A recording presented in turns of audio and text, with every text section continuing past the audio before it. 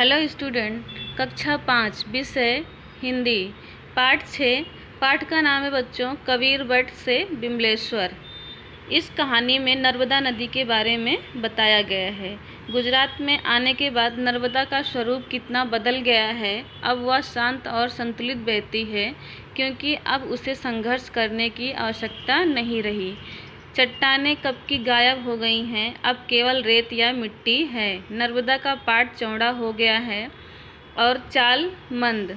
उसकी धारा तो अविरल बह रही है, लेकिन उसकी कलकल सुनाई नहीं देती।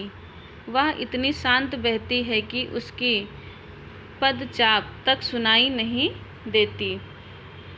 पदचाप का अर्थ होगा बच्चों पैदल चलने से पैर से उत्पन्न होने वाली ध्वनि, उसको पदचाप कहते हैं।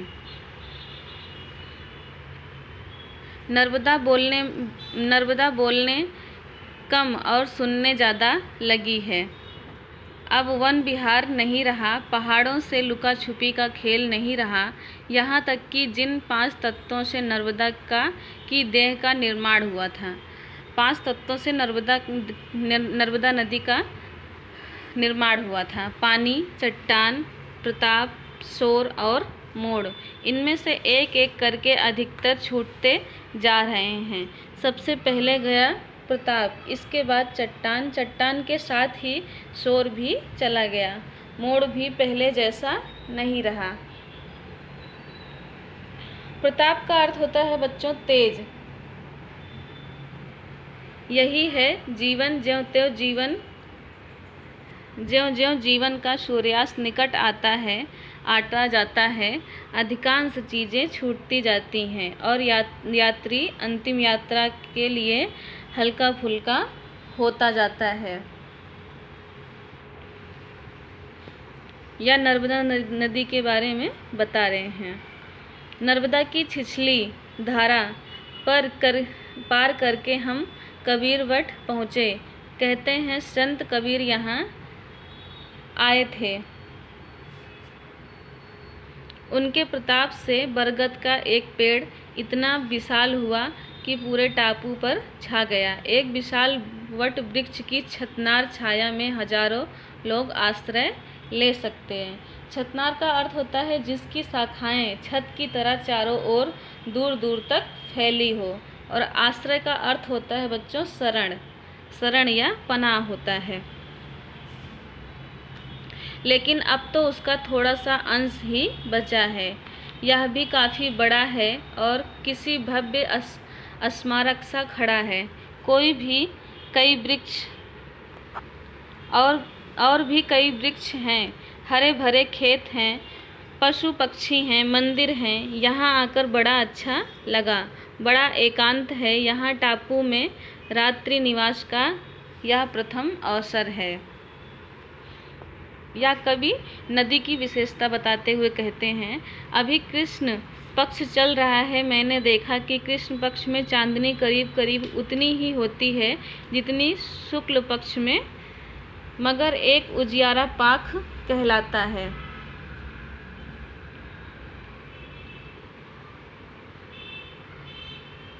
दूसरा अंधियारा पाख, एक में पहले चांदनी फिर अंधेरा, दूसरे में अंधेरा फिर चांदनी की जगह भर अदल बदल हो जाती है, मगर कुल मिलाकर चांदनी प्रायः उतनी ही होती है। अंधियारा पाख व्यर्थ ही बदनाम है।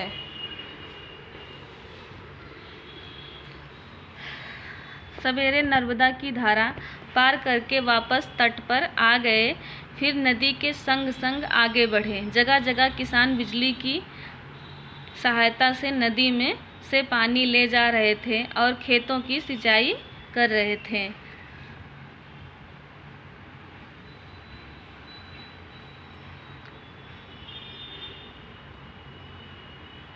कपास और गन्ने के अलावा केले के भी बड़े बड़े खेत हैं।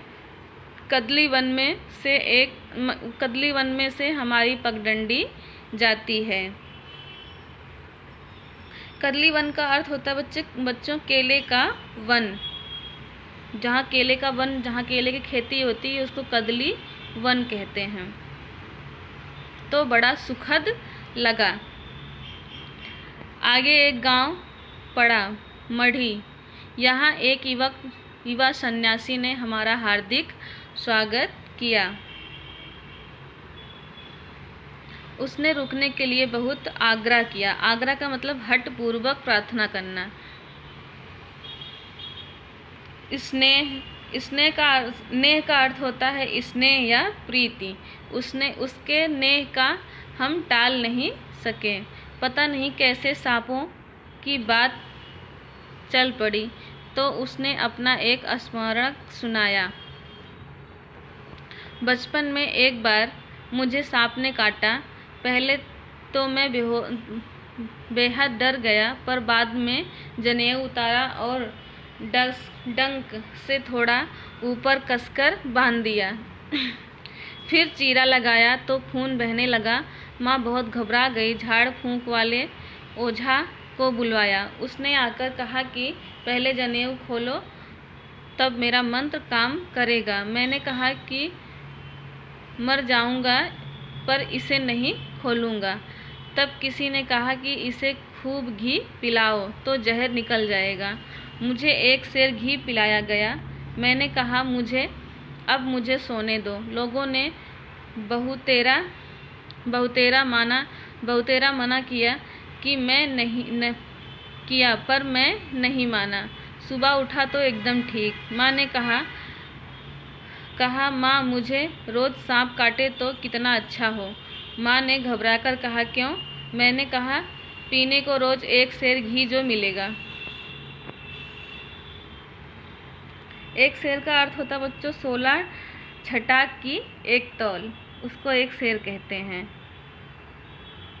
भोजन के समय हमारे साथ कई वृद्ध भी थे। एक प्रकार से यह सन्यासी यहाँ वृद्धाश्रम चला रहे हैं। भोजन परोस दिया गया तो सभी ने मिलकर प्रार्थना की। प्रार्थना समाप्त होने पर सन्यासी ने सविनय कहा, महात्मन भोग लगाइए। यहाँ से नर्मदा किनारे आगे बढ़े। आगे नर्मदा की एक सहायक नदी के तट पर हैं। उचेड़िया कबीर बट से हमारे साथ चल रहे थे। सज्जन इसी गांव में रह गए। मैंने कहा आप तो हमें मझधार में छोड़कर जा रहे हैं। उन्होंने कहा मैं जब भी जाऊंगा वहां मझधार ही होगा। यहाँ से सड़क मिल गई। सड़क के साथ साथ रेल की पटरी भी है। हमारे पास से धुआं छोड़ती हुई रेलगाड़ी निकल गई। अब नर्मदा छूट गई है। अब तो समुद्र तक सड़क ही जाना था। सड़क उबाऊ है, लेकिन अब वही रास्ता है। नर्मदा का तट निचाट, सूना और निर्जन है। आगे नर्मदा में मिलने वाली नदियाँ, उन्हें यहाँ लोग खाड़ी कहते हैं। कीच कादे से इतने भरी होगी कि इन्हें पार करना बहुत मुश्किल है। फिर नर्मदा का पानी क्रमशः खारा होता जाता है और किनारे वीरान, बंजर और उजाड़। इसलिए हमने भी सड़क से चलना ही ठीक समझा। रास्ते में एक सारंगी वादन गीत सुना रहा था तो हम लोगों ने भी उसे सुनने खड़े हो गए। वहाँ गा रहा था, एक जीवन रे लाखों उपाधि, केम जीवे जीव नार रे। जीवन एक ही है और परेशानियाँ लाखों लाख हैं। लाख जीने वाला जिए तो कैसे जिए। इसका यह अर्थ बताया है कि एक जीवन रे लाखों उपाधि, केम जीवे जीव नार रे। तो जीवन एक ही है और परेशानियाँ लाख लाख, जीने वाला जिए तो कैसे जिए।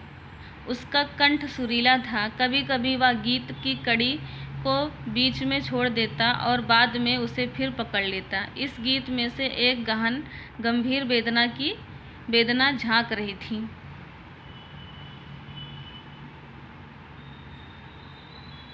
उसके गीत से वातावरण में उदासी सी छा गई। तीसरे पहर उछाली पहुँचे। वहाँ नर्मदा नंद जी का आश्रम है। तीसरे पहर उछाली पहुँचे। यहाँ नर्मदानंद जी का आश्रम है। बहुत पहले उन्होंने नर्मदा परिक्रमा की थी और उनका विस्तृत वृत्तांत गुजराती में प्रकाशित किया था, जिसे मैंने चाव से पढ़ा था। उसने मिलने की बड़ी इच्छा थी, पर वे कहीं बाहर गए हुए थे, इसलिए उनके दर्शन न कर सका। रात हम उनके आश्रम में ही रहे। गांव के लोगों ने हम लोगों की सुख सुविधा का पूरा ध्यान रखा। यहाँ भी खूब खूब मोर हैं। यहाँ भी खूब मोर हैं। हम उन्हें पास से देखते रहे। दूसरे दिन दोपहर में से पहले पड़ा अंकलेश्वर। यह नर्मदा से प्रायः 10 किलोमीटर दूर है। इसके आसपास प्राकृतिक गैस व तेल के कुएं हैं, इसलिए एक बड़ा औद्योगिक नगर हो गया है। यहाँ के तेल के कुओं की लपटें रात के आकाश की रक्त रजित करती जान पड़ती हैं।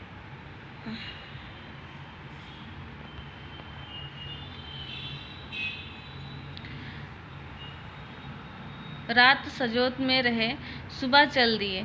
दोपहर में हसोट पहुँचे। अनिल और अब आगे नहीं चल पा रहा था। वह रास्ते में बार बार रुकता, लड़खड़ाता हसोट तक आ गया था, पर अब आगे चलना उसके बस की बात नहीं थी। चप्पल उसे काट रही थी, इसलिए अंकलेश्वर से उसने कैनवस के जूते खरीदे थे। अब वे बुरी तरह से काट रहे थे। लाचार होकर अनिल और मलय ने यहाँ से बस पकड़ी। मैं और श्यामलाल पैदल चले। डामर की सड़क से भपका निकल रहा था और श्यामलाल नंगे पांव है। हम दोनों खूब तेज चल रहे थे, जैसे कि आग बुझाने जा रहे हों। सीधी सपाट सड़क अंतहीन सी लग रही थी। दोनों ओर विलायती बबूल की झाड़ियाँ हैं। इनके कांटे बड़े खतरनाक होते हैं।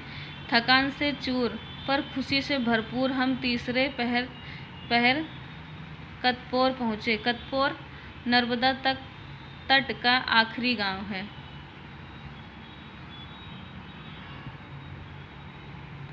कतपोर आखिरी गांव है। आखिरी गांव बिमलेश्वर है। लेकिन समुद्र पार करने के लिए नाव यहाँ से छूटती है, इसलिए परंपरावासियों का जमघट यहाँ लगा रहता है। हम जब वहाँ पहुँचे तब वहाँ केवल 7 परक्रमीवासी थे। हमारे जाने से 11 हुए, लेकिन जब तक 25-30 नहीं होते तब तक नाव वाला नाव नहीं छोड़ता।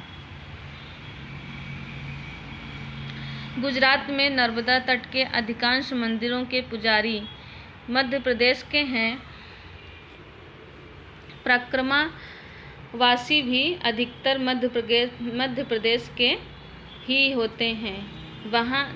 यहाँ जो 7 परिक्रमावासी रुके हैं, उन्हें 2 सन्यासी उत्तर प्रदेश का या शायद हरियाणा के हैं। बाकी 5 मध्य प्रदेश के हैं। इनमें पति पत्नी हैं, साला बहनोई हैं और एक अकेला। हम साथ ही समुद्र पार करेंगे। दूसरे दिन सुबह बिमलेश्वर आ गए। नर्मदा समुद्र से इतने धीमे धीमे मिलती है कि यह निर्धारण करना मुश्किल है कि कहाँ नर्मदा का अंत है और कहाँ समुद्र का आरंभ। अब नर्मदा और समुद्र में फ़र्क करना बड़ा मुश्किल हो गया है। अंतिम 50 किलोमीटर में नर्मदा का खारा पानी है। फिर भी बिमलेश्वर नर्मदा तट का अंतिम ग्राम है, इसलिए यहाँ नर्मदा का सागर से संगम माना गया है। अपनी 1312 किलोमीटर की लंबाई यात्रा पूरी करके नर्मदा यहाँ सागर में समा जाती है। नर्मदा की लंबाई क्या है? 1312 किलोमीटर। विश्वास नहीं होता कि यह वही छोटा सा निर्झर है जो अमरकंटक से चला था। अमरकंटक से चलते समय उसमें प्रस्थान का जैसा उत्साह था, यह मंजिल तक पहुँचने का वैसा ही संतोष है। उन परिक्रमावासियों की खुशी का क्या कहना, जो कई महीनों से कठिन पदयात्रा के बाद जीवन में शायद पहली बार समुद्र के दर्शन करते हैं। असीम और अपार है मेरी खुशी, आखिर मैं समुद्र तक पहुंचा था। नर्मदा के उद्गम से संगम तक की मेरी यात्रा पूरी हुई थी। जीवन का बहुत बड़ा स्वप्न साकार हुआ। खुशी से मैं छलछला उठा। ओह, जीवन कितना सुखद है। मेरे हाथ अपने आप जुड़ गए। मैंने नर्मदा का आवाहन किया। आवाहन का अर्थ होता है बच्चों पुकार, बुलावा। यज्ञ आदि में देवता आदि को बुलाना। जैसे हम विनती करते हैं भगवान को, वैसे आवाहन कहा जाता है। आवाहन किया बल्कि रो पड़ा। प्रसन्नता के सहज स्वच्छ आंसू मेरे गालों पर लुढ़क रहे थे। काफ़ी देर तक चुपचाप बैठा मैं मन ही मन नर्मदा का यशोगान करता रहा। माँ नर्मदे, अपने शाश्वत सौंदर्य से तुम निज नूतन हो, चिर नवीन हो। तुम जानी पहचानी हो, फिर भी अद्भुत हो। मृदुल सरिता, तुम्हें मैं बचपन से जानता हूँ। सरिता का अर्थ होता है नदी। मृदुल का स्वच्छ, साफ, सुरक्षित। मैं तुम्हें बचपन से जानता हूँ, फिर भी तुम्हारे सौंदर्य की झलक भर देख सका हूँ। बच्चों, अब है शब्दार्थ टिप्पणी। मंद, धीमी, अविरल, लगातार। पदचाप, पैदल चलने से पैर के उत्पन्न होने वाली ध्वनि। प्रताप, तेज, छतनार, जिसकी शाखाएं छत की तरह चारों तरफ दूर दूर तक फैली हों। आश्रय, शरण, स्मरण हेतु बनाई गई कोई रचना या यादगार। वृक्ष, पेड़, एकांत, निर्जन स्थान। टापू, जमीन का वह भाग जो चारों ओर जल से घिरा हो। कृष्ण पक्ष, महीने का अंधेरा पखवार। शुक्ल पक्ष, चांदनी पक्ष। पाख, 15 दिन का समय। कदली वन, केले का वन। आग्रह, हठपूर्वक प्रार्थना। नेह, स्नेह, प्रीत। स्मरण, महत्वपूर्ण घटना का उल्लेख। बहुतेरे, अत्यधिक, बहुत ज़्यादा। शेर, 16 छटाक की एक तौल। आह्वान, पुकार, बुलावा। यज्ञ आदि में देवता आदि को बुलाना। मृदुल, कोमल, दयालु। बच्चों, अब है स्वाध्याय। निम्नलिखित प्रश्नों का उत्तर एक एक वाक्य में दीजिए। पहला प्रश्न है, नर्मदा की देह किन 5 तत्वों से बनी है? इसका उत्तर होगा नर्मदा नदी देह पानी, चंदन, प्रताप और मोड़ शोर इन 5 तत्वों से बना है। क्या है 5 तत्व? पानी, चंदन, प्रताप और मोड़ और शोर। दूसरा प्रश्न बच्चों, संत कबीर के प्रताप से बरगद पर क्या असर पड़ा? इसका उत्तर होगा संत कबीर के प्रताप से बरगद का एक विशाल पेड़ जो पूरे टापू पर छा गया था और उस छाया में हजारों लोग आश्रय लेते थे, यह असर पड़ा था। पगडंडी कहाँ से जाती है? इसका उत्तर होगा पगडंडी कदली वन से होकर जाती है।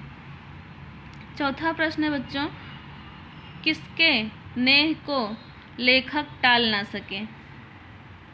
इसका उत्तर होगा युवा सन्यासी ने उनके नेह को टाल न सके।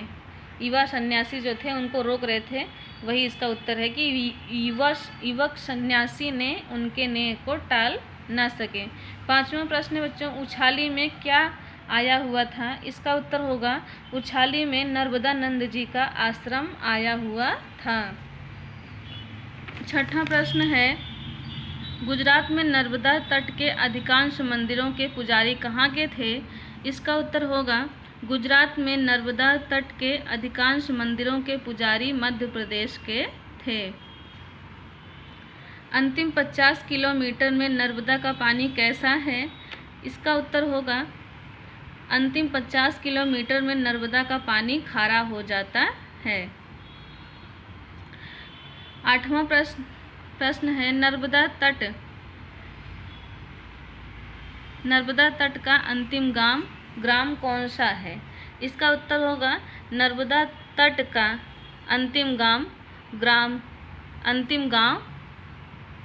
अंतिम ग्राम बिमलेश्वर है। 9वां प्रश्न है, नर्मदा कितनी लंबी है? इसकी लंबाई क्या है? इसका उत्तर होगा नर्मदा नदी 1312 किलोमीटर लंबी है। 1312 किलोमीटर इसकी लंबाई है। दूसरा प्रश्न बच्चों, निम्नलिखित प्रश्नों के उत्तर लिखिए।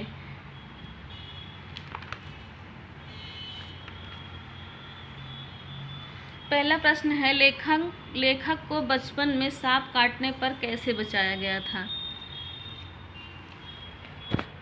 इसका उत्तर होगा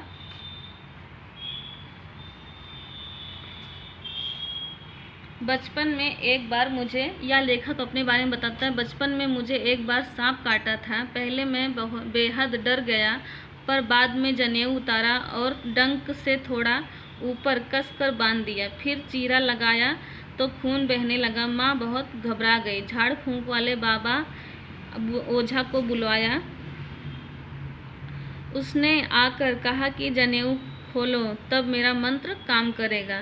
मैंने कहा कि मैं मर जाऊंगा पर इसे नहीं खोलूंगा। तब किसी ने कहा कि इसे खूब घी पिलाओ तो जहर निकल जाएगा। मुझे एक सेर घी पिलाया गया। अब मुझे सोने दो। मैंने कहा कि अब मुझे सोने दो। लोगों ने भतेरा मना किया पर मैं सो गया। सुबह उठा तो एकदम ठीक। माँ से कहा, माँ मुझे रोज़ सांप काटे तो कितना अच्छा होता। माँ घबरा कर कही, क्यों? तो मैंने उनको जवाब दिया कि एक सेर घी पीने को मुझे मिलेगा, और एक सेर घी पिलाकर बाबा के झाड़ फूंक करने से, सांप के काटने से उसे बचाया गया। दूसरा प्रश्न है बच्चों, अंकलेश्वर की क्या विशेषता है? इसका उत्तर होगा अंकलेश्वर के पास प्राकृतिक गैस व तेल के कुएं हैं, इसलिए एक बड़ा औद्योगिक नगर हो गया है। यहाँ के तेल के कुएं की लपटें रात के आकाश को रक्त रजित जान पड़ती हैं। तीसरा प्रश्न है, लेखक नर्मदा का यशगान किन शब्दों में करता है?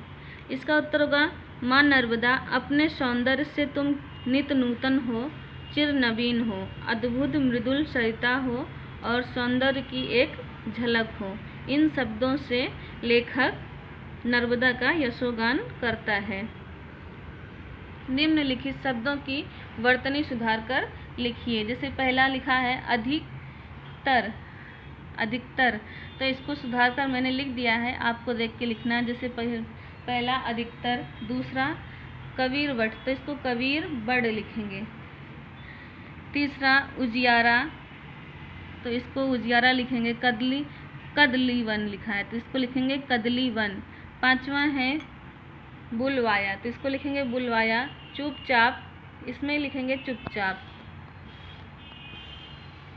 चौथा प्रश्न है बच्चों, निम्नलिखित शब्दों के पर्यायवाची शब्द लिखिए। तो पर्यायवाची जो समान शब्द होते हैं उनको पर्यायवाची कहते हैं। जैसे पहला है पानी, जल, विशाल, बड़ा, आश्रय, शरण, बिजली, लाइट। अमृत का होगा विष, नहीं ये तो पर्यायवाची है। अमृत का होगा अमर, अमर जिसको जैसे अमृत पीते हैं तो अमृत पीने का अर्थ होता है कि अमर हो जाना, तो अमृत का लिखेंगे अमर। एकांत, एकांत का अर्थ होगा सुनसान या एकांत जगह, एकांत का होगा क्या, सुनसान। फिर है 5वां प्रश्न है बच्चों, निम्नलिखित शब्दों के विलोम शब्द लिखिए। शांत का होगा, इसको विलोम शब्द में क्या होता है, हम उल्टा शब्द लिखते हैं, जैसे शांत का अशांत। सूर्यास्त का सूर्योदय, नाम बेनाम, मुश्किल आसान, आकाश धरती, आरंभ अंत। 6ठा प्रश्न है, निम्नलिखित प्रत्येक शब्द समूह के लिए एक शब्द लिखिए। जैसे ये लिखा है, पूरा शब्द समूह लिखा हुआ है, इसका हम एक शब्द लिखेंगे। 15 दिन का समय, तो उसको लिखेंगे पाख। 15 दिन का जो समय होता है उसको पाख बोलते हैं। जिसकी शाखाएं छत की तरह चारों ओर दूर दूर तक फैली हों उसको क्या कहते हैं, छतनार।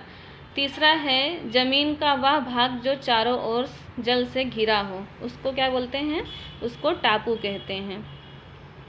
चौथा है, पैदल चलने से पैर से उत्पन्न होने वाली ध्वनि, तो उसको पदचाप कहते हैं। 5वां है, महीने का अंधेरा पखवार, तो उसको कृष्ण पक्ष कहते हैं। विचार कर लिखिए, कबीर वट का क्या महत्व है। इसका उत्तर होगा कबीर वट यहाँ का आकाश एक, कबीर वट में इसको आपको सोच कर लिखना है, जैसे कि क्या उसका कबीर वट में क्या उसका महत्व बताया गया है, कबीर वट में क्या क्या था, कैसे था, इसको आपको लिखना है। तो जैसे है,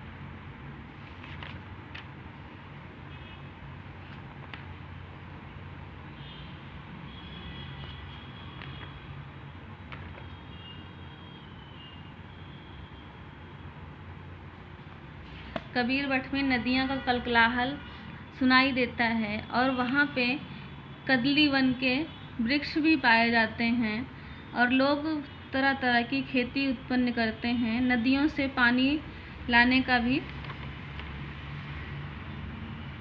नदियों से पानी बिजली के द्वारा लाते हैं। दूसरा प्रश्न है, नर्मदा गुजरात की जीवन डोरी क्यों है। तो इसका उत्तर यह होगा, यही है जीवन। ज्यों-ज्यों सूर्यास्त निकट आता है अधिकांश चीज़ें छूटती जाती हैं और यात्री अंतिम यात्रा के हल्का फुल्का हो जाता है। या गुजरात में ही इसकी जीवन डोर है, गुजरात से ही इसका नाम पड़ा है। 8वां है, निम्नलिखित उदाहरणों को पढ़िए और शुद्ध आचरण कीजिए। पहले में है, 2 जगह कॉफ़ी कॉफ़ी लिखा है, काफ़ी काफ़ी, तो इसमें सही कौन सा है, जो मैंने सामने लिख दिया है वह काफ़ी सही है। जैसे लिखा है फिर जहर जहर, गायब, तो यहाँ पे बिंदी भी लगी है तीसरे में गायब में, तो इसमें यहाँ पे सामने गायब लिखेंगे। आखिरी, तो ये आखिरी तो सही है। 5वां है मंजिल मंजिल, तो यहाँ पे इसके सामने हम मंजिल लिख देंगे। ज़मीन लिखा है तो यहाँ पे भी नीचे बिंदी लिखी हुई है और मंजिल में भी नीचे बिंदी लगी है, तो जिसमें बिंदी लगी है उसको नहीं लिखना है और जो सही शब्द लिखे हैं उसी को शब्द उच्चारण करके उसको सही से पढ़ना और सुधारना है। निम्नलिखित शब्दों के वाक्य प्रयोग कीजिए। यशोगान, तो यह शब्द लिखा है इसको वाक्य में प्रयोग करेंगे। कबीर नर्मदा के तट पर यशोगान कर रहे थे। दूसरा है कलकल, नर्मदा नदी कलकल करके बहती है। तीसरा है बच्चों हल्का फुल्का, यात्रा के दौरान हल्का फुल्का खाना चाहिए। पगडंडी, यात्रा के समय पगडंडी बहुत सुंदर दिखी। आपके द्वारा किए गए प्रवास का वर्णन करते हुए पत्र आपके मित्र को लिखिए। ये आपको अपने आप से लिखना है, समझकर कि आपने कैसी कैसी यात्रा की है इसके बारे में आपको पत्र लिखना है। 11वां प्रश्न है, निम्नलिखित शब्दों को शब्द समूह को क्रॉस क्रम में लिखिए। तो जैसे इसमें है, पहला शब्द क्या है, सुबह, समुद्र, स्वच्छ, सन्यासी, सड़क, सुरीला। तो इसमें पहला अक्षर क्या आएगा? जैसे मात्राएं दी गई हैं तो पहले कौन सा शब्द आएगा? सड़क। सड़क में कोई मात्रा नहीं है तो पहले हम लिखेंगे सड़क, फिर स्वच्छ, फिर उसके बाद कौन सी मात्रा आएगी? सन्यासी। सन्यासी, फिर सुबह, सुरीला। इसमें भी पहले बड़ी की मात्रा है, फिर उसके बाद छोटे ऊ की मात्रा है, उसके बाद फिर जैसे हो गया सुबह, सुरीला और समुद्र। तो इसे हमको क्रम में लिखना है। मैंने लिख दिया है, आपको देख के लिखना है और पढ़ना है।